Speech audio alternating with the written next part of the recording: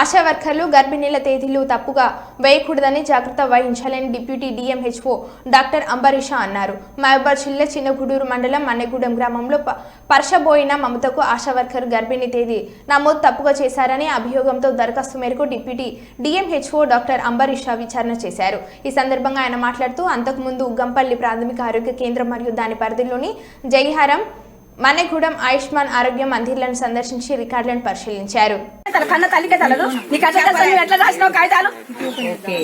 మీరు చెప్పకుండా రాశారు.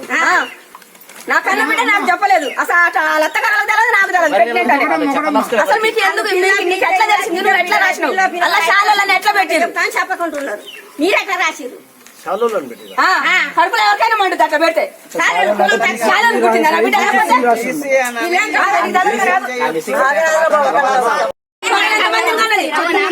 మా కోడలు ఎంత మందిని కన్నది? మరి మా కోడలు ఎందుకు మిస్టేక్ అయింది?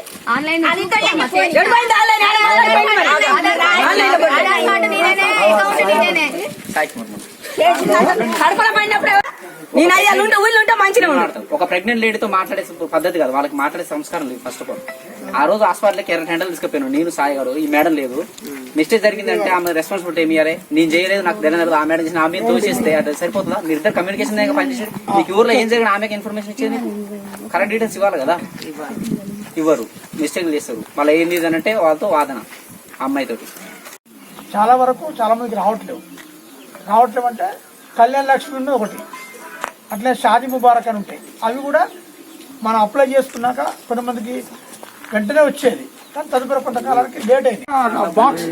బాక్స్ వాళ్ళ చీరలు, చిన్నపిల్లల సబ్బులు, ఆయిల్ పైసలు వస్తాయి. కానీ 84 రోజుల కన్నా ఎక్కువ అయింది అనుకోండి, 85 రాదండి.